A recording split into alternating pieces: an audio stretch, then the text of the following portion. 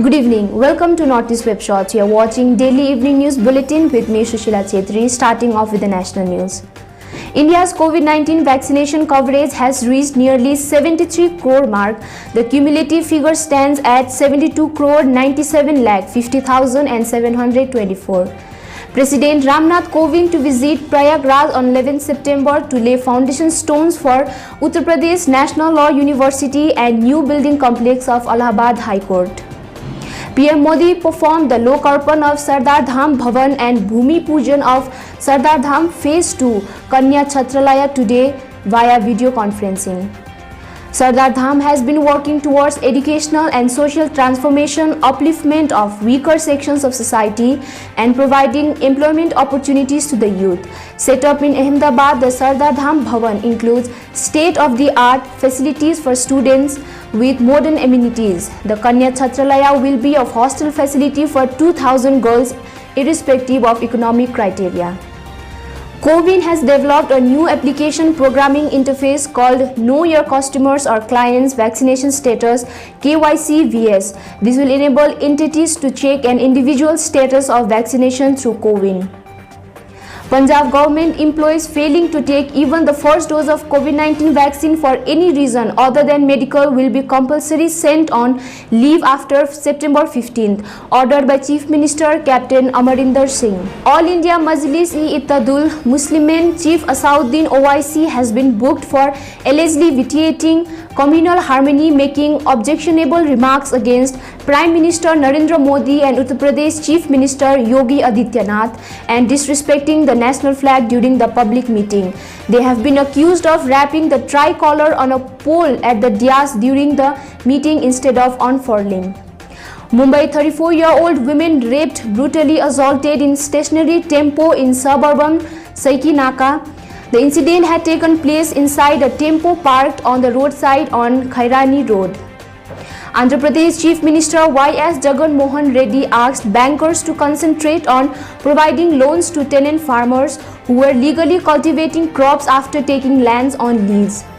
The Indian Institute of Technology IIT Madras retained the top spot among institutes in the country, while the Indian Institute of Science IISc Bengaluru ranked the best among research institutions according to the Ministry of Education's NIRF ranking announced.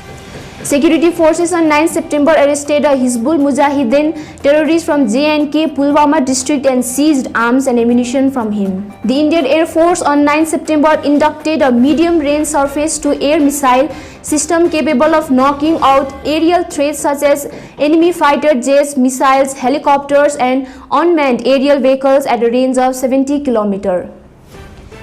INS Dhruv, India gets its first nuclear missile tracking ship. A 10,000-ton vessel will be commissioned into Indian Navy from Visakhapatnam in Andhra Pradesh. DRDO to develop a new early warning jets for IAF under Rs 11,000 crore project. India's Cabinet Committee on Security CCS on 8 September cleared a Defence Research and Development Organization DRDO proposal to develop new airborne early warning and control aircraft for the Indian Air Force using Airbus jets from Air India. Union Road Transport and Highways Minister Nitin Gadkari promised the Indian Air Force on 9 September said that the emergency landing strips for the armed forces planes will be developed within 15 days instead of 1.5 years. Now moving further to international news. India-Australia hold bilateral meet to discuss defense cooperation, deepening military engagements and cooperation in emerging defense technologies. Defense Minister Rajnath Singh today held bilateral meeting with his Australian counterpart Peter Dutton in New Delhi. Australian Foreign Minister Marise Payne and Defence Minister Peter Dutton visited to India from September 10 to 12 to take part in the inaugural 2+2 ministerial dialogue between the two countries. The first in-person summit of the leaders of the Quad countries is likely to take place in Washington on September 24 with the focus to chart a new roadmap for expanding the overall cooperation in diverse areas. India and Russia discussed threats from the terror groups JEM and LET that could be involved in cross-border terror from the Afghan territory and role of regional countries and agencies including ISI in the process as the two sides explored concrete. Second phase of Malabar exercise likely from October 11 to 14 in Bay of Bengal. Malabar's exercise featuring the navies of all four Quad countries, India, the US, Australia and Japan. Moving further to world news. The United Arab Emirates lifts restrictions on entry for fully vaccinated residents. Indians may fly into UAE from September 12th. Dubai is due to open the Expo 2020 World Fair on October 1st, for which it has been preparing for almost a decade. After a year-long delay due to the pandemic, the nation, which is a regional business and tourism hub, is relying on Expo 2020 World Fair to give its economy a boost. A Bangladesh Dhaka court on 10 September remanded a top leader of the banned terror outfit Jamaatul and Mujahideen Bangladesh to 3-day remand in a case lodged under the anti-terrorism law of Bangladesh. Police had sought a 10-day remand for Imadul Haq alias Uzal Master for interrogation, but the court granted 3 days remand.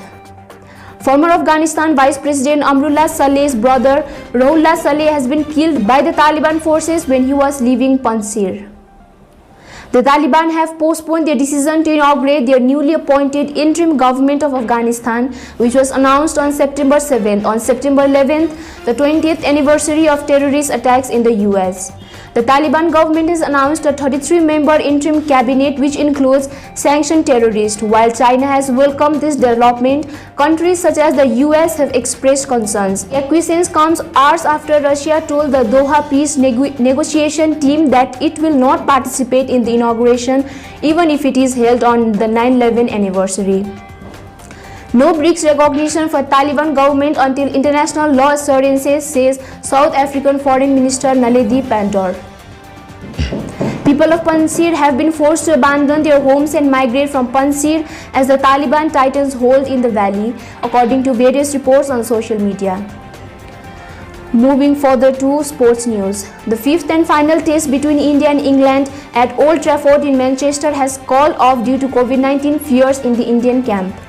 Social Justice and Empowerment Minister Dr. Virendra Kumar felicitated Tokyo Paralympics medal winners of the Indian Paralympics contingent. He also felicitated the coaches of the Paralympians. A cash award of 10 lakh rupees has been given to gold medalists, 8 lakh to silver and 5 lakh to bronze medal winners.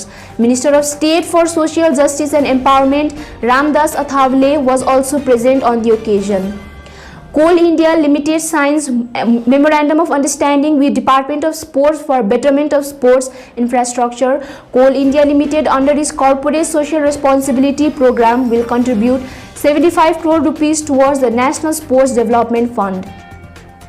The International Olympic Committee has suspended North Korea until the end of 2022 after it failed to send a team at the Tokyo Games. The suspension means the country will miss out on the Beijing Winter Games. In tennis, 18-year-old British sensation Emma Raducanu reached the US Open Women's semi-finals after beating Tokyo Olympic champion Swiss Belinda Bencic 6-3, 6-4 in New York. Coming towards the end, COVID update national. India reports 33,376 new COVID-19 cases, 32,198 recoveries and 308 deaths in the last 24 hours as per Health Ministry. The total cases in the country has reached 3,32,08,330, out of which 3,91,516 are active cases. Total recoveries in the country are 3,23,74,497 and death toll stands at 4,42,317. So this is it for today. For more updates, keep watching Northeast Web Channels. Thank you.